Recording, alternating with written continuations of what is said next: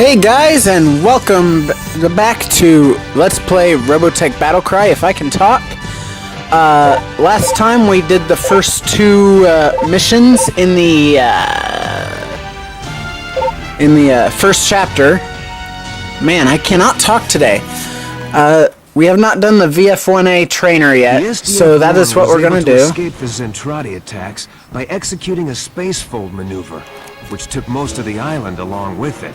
I nearly got killed when that happened, and was in the hospital for months before I could fly again. After recovering from my injuries, they stationed me at Alaska base. All my friends from the academy were on board the SDF-1, and I wondered if I'd ever see them again. That's a fair question. The SDF-1 didn't get a very warm reception when they returned. Nope. The United Earth government flatly refused to help them.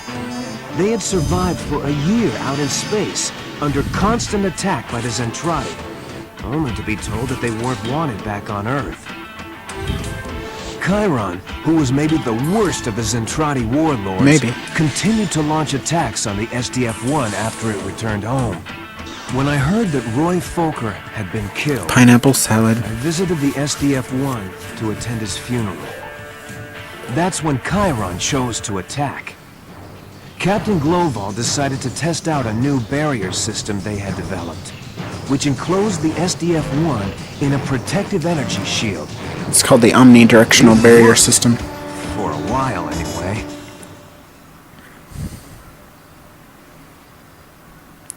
Alright guys, so this is Bursting Point, which is a level based off of the 19th episode of the Macross Saga.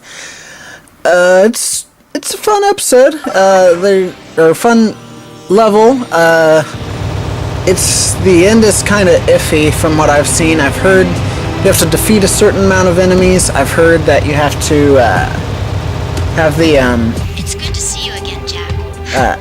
Be towards the end of the... There's Izzy. You just worry about those fighters. I'll try to keep you out of trouble. We'll meet up with her again later. I've heard that you have to, be at the back of the Zentradi cruiser. For me, I've done both, and it's kind of just... It's iffy. It's iffy. I'm not sure what it is, but... For me, it's just kind of, hit or miss, so... Alright, so first things first, we gotta take out these guns, because they are doing immense damage to the omnidirectional barrier system. But, how are you guys? I'm doing alright.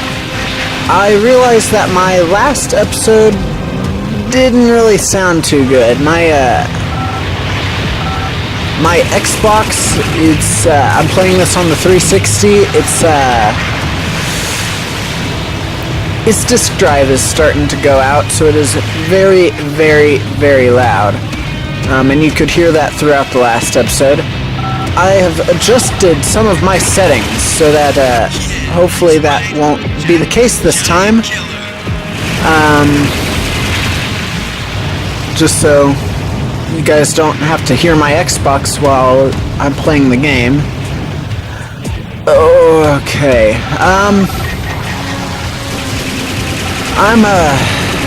I'm doing good today. I'm tired, you know? It's the county fair where I live just wrapped up. I went there and I just kind of want to take a nap. Am I good or am I good?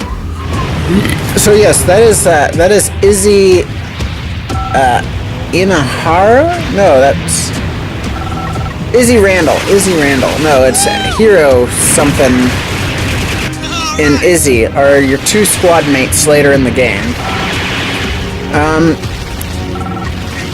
I don't know if it ever really goes into, if there's really any material that goes into their stories at all.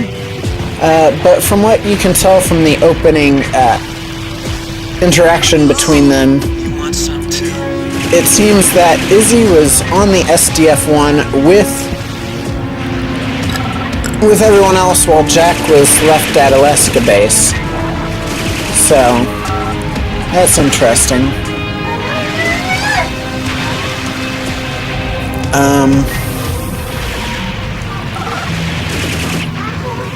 Once again, I have not played this game in a while. Actually, it's been a while since I last actually played the first level.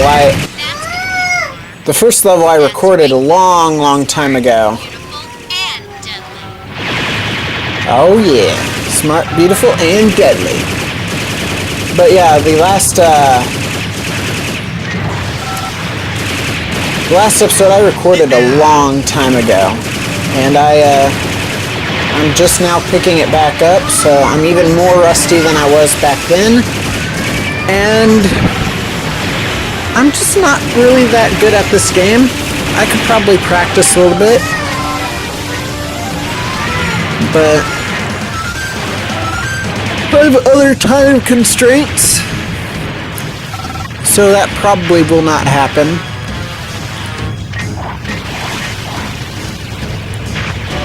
Alright.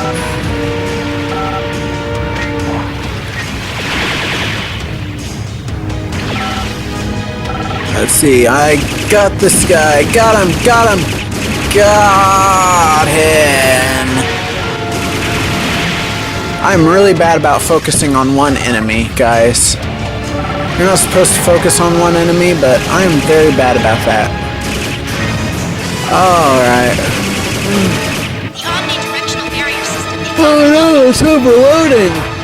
So we need to hurry up and kill some bad guys while also getting close to the back of the cruiser just to try to be safe. I don't really want to do this whole level again because there is no checkpoints at all in this game. If you fail a level, you have to, even if it's at the very end of the level, you have to do the entire level over. Which I guess I can understand. Some levels like this, though, I like the dogfighting levels, but at the same time, these levels are not...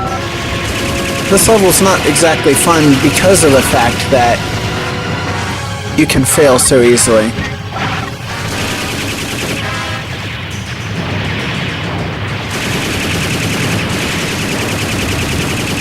Getting towards the front, I need to get towards the back.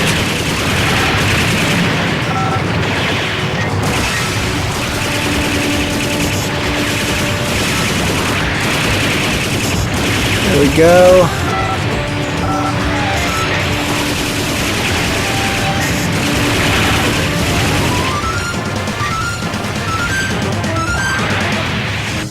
Okay, good. I was in the back. Emergency.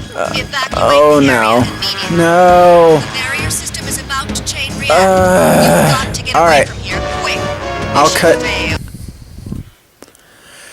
Alright, so we're back to where we started here. I had to replay the whole level, but I'm not gonna have you watch all that. You're just gonna rewatch from this point. Alright.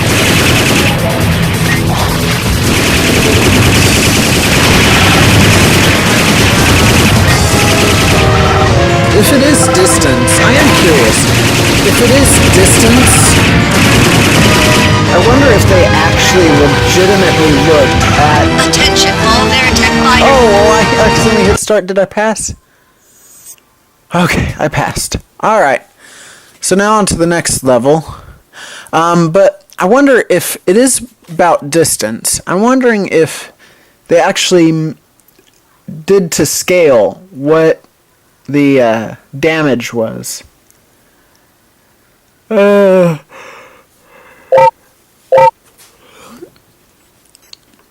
Because that'd be interesting if they actually did to scale what the damage radius was, and you have to be outside that circle. I doubt that's what they did. Next we are on the VF1A, generic, I believe. So...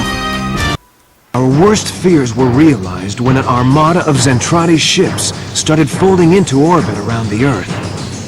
When they had all arrived, millions of warships encircled our small planet. When the ships were in position, Dolza, supreme commander of the Zentradi, gave the orders to open fire and bombard the planet Earth. It was total devastation, on a scale even humans had never seen before. Yeah. In seconds, everything The I reign cared of about death. was gone. If the SDF-1 had never arrived on Earth, billions of lives might have been saved. You might say that the battle was lost before it really began. Yeah, But still, probably. we fought on. Yep. With this level, I kind of wish they had like a rendition of "We Will Win," because that would have been amazing. This is Alaska Base. Squadrons, prepare for battle. Wolf Squadron, see if you They can don't keep even those have to fighters have off the line. Minmay singing. You've They got could to just keep them off have the a SDF-1 song until the that's final similar attack. to I don't "We believe Will it. Win."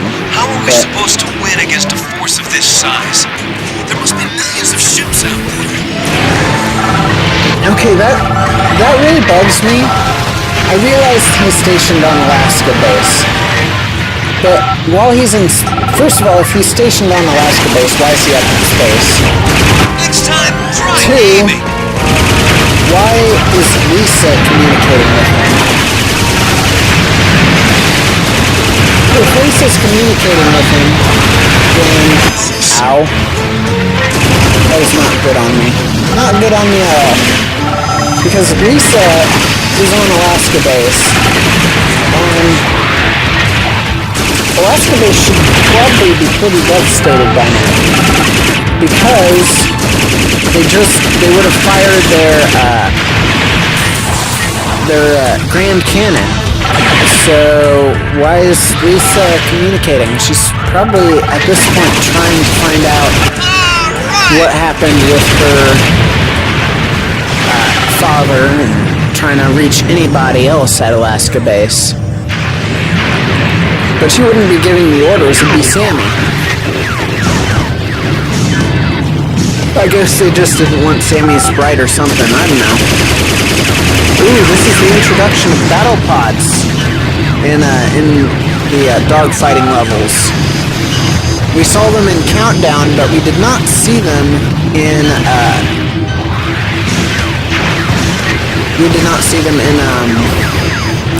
what's the word I'm looking for? In any dogfighting levels until now.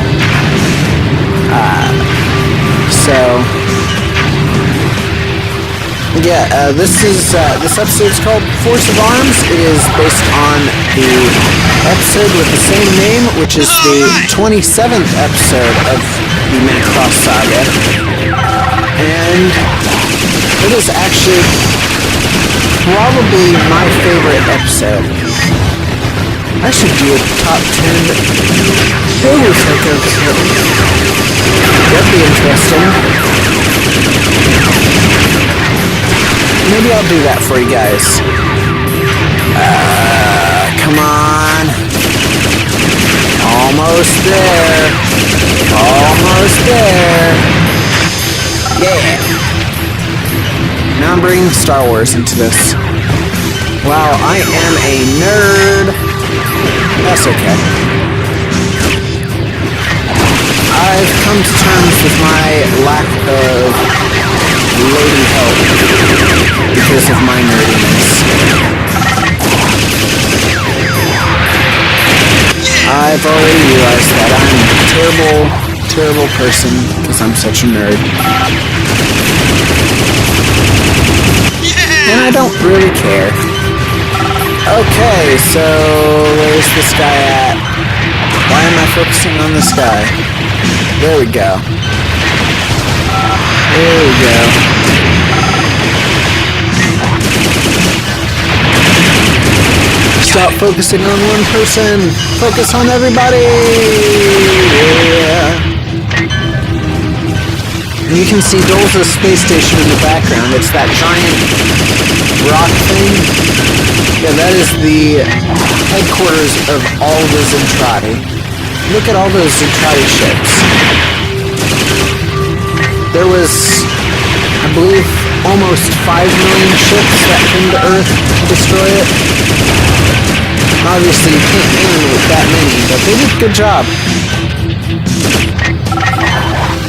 That was in Karate Scout Ship there in the background, and the cruiser, That's obviously, right. Jack the Giant are two that we Killer. can actually fly around. The rest are too far away. They're out of bounds. Go Battleroid! Yeah! Battleroid auto-aiming sucks in this game at times.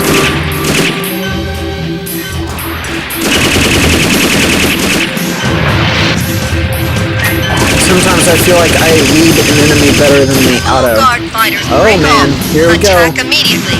Uh-oh. Oh no! This is the first boss of the Centrani game. Ace. She's tearing the whole squadron apart. Gotta do something.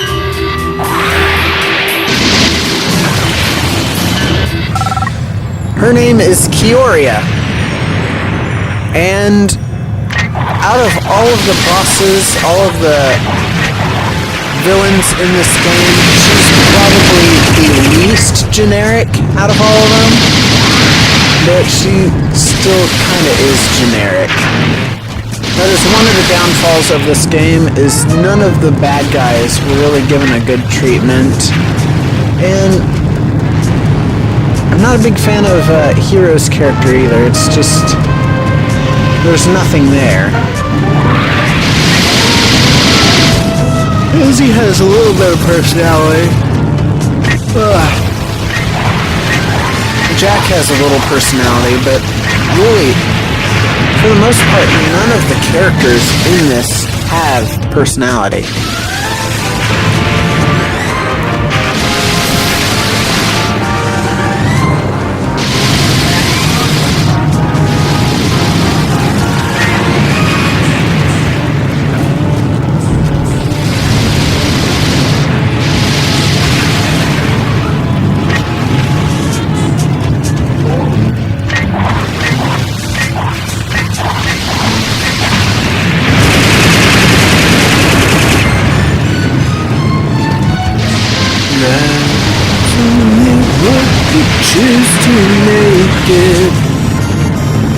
So yeah, I realized that I just did very poorly through that big level, so I don't have the health to fight her really the way you're supposed to.